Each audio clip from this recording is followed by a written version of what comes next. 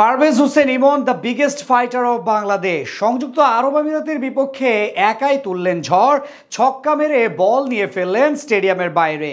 Record বইয়ের পাতা ওলটপালট করে খেললেন দুর্দান্ত এক ইনিংস, সাথে রান পাহাড় এনে দিলেন বাংলাদেশকে। এদিকে আম্পায়ারের ভুলে কাটা পড়ল লিটন কুমার দাস, সব ছাপিয়ে ইমন হলেন তুরুপের তাস। লিটনের ভুল আউট ও ইমনের রেকর্ড গড়া ইনিংস দিয়ে বাকিটা জানবো রিপোর্টে।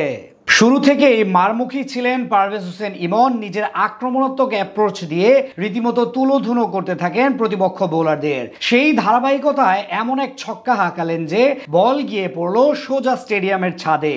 ইমনের এমন আগ্রাসী রূপ ধারণ করার দিনে অবশ্য কপাল পুড়েছে লিটন কুমার দাসের। ক্যাপ্টেন হিসেবে দলের দায়িত্ব নিয়ে শুরুটা দারুণ করলেও আম্পায়ারের অদ্ভুত ভুলে সাজঘরে ফিরতে হয় এই উইকেট কিপার ব্যাটারকে। দীর্ঘদিন পর টি-20 ক্রিকেটে ফিরল বাংলাদেশ, তাই স্বাভাবিকভাবে ভক্তদের মাঝে উচ্ছ্বাস ছিল চোখে পড়ার মতো। তবে ক্যাপ্টেন্সি ছাড়ার পর আজ একাদশ থেকে বাদ পড়েন নাজমুল হোসেন শান্ত। বিপরীতে সংযুক্ত আরব আমিরাতের বিপক্ষে ওপেনিং করতে নামেন যুব বিশ্বকাপ জয়ী দলের দুই সদস্য তানজিদ তামিম এবং পারভেজ হোসেন ইমন। ইনিংসের প্রথম ওভারেই প্রতিপক্ষ বোলারের উপরে চড়াও হন তানজিদ। এক ছক্কা ও এক চার মেরে মারমুখী শুরু করলেও বেশিক্ষণ স্থায়ী হতে পারেননি তিনি।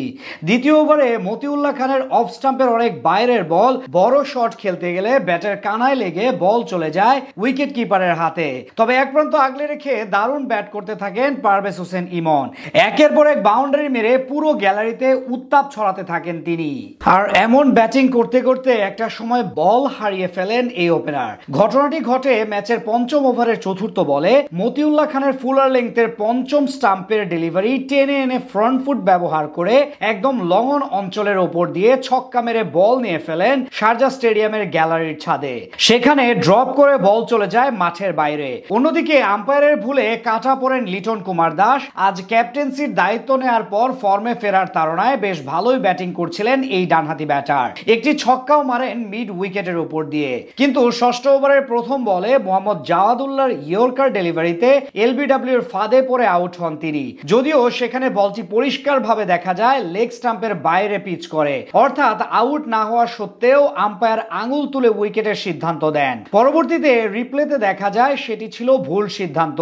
কিন্তু ডিআরএস না থাকায় 11 রান করা লিটনকে ফিরতে হয় অসন্তুষ্টি নিয়ে। এদিকে এক প্রান্ত আগলে রেখে ঠিকই নিজের স্বভাবসুলভ ব্যাটিং করতে থাকেন ইমন। পাওয়ার প্লেতে 55 রান জমা হয় বাংলাদেশের স্কোরবোর্ডে। অষ্টম ওভারে সঞ্জিত শর্মাকে পরপর 3টি ছক্কা মারেন তিনি।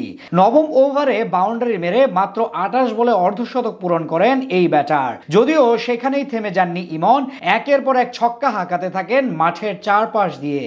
শেষ পর্যন্ত একবার জীবন পেয়ে 53 বলে দ্বিতীয় বাংলাদেশী হিসেবে টি-20 ফরম্যাটে সেঞ্চুরি পূরণ করেন ইমন। এদিন শারজাহ স্টেডিয়ামে প্রথম ব্যাটার হিসেবে এক ইনিংসে সর্বোচ্চ 9 ছক্কা মারার রেকর্ড ভাঙেন তিনি।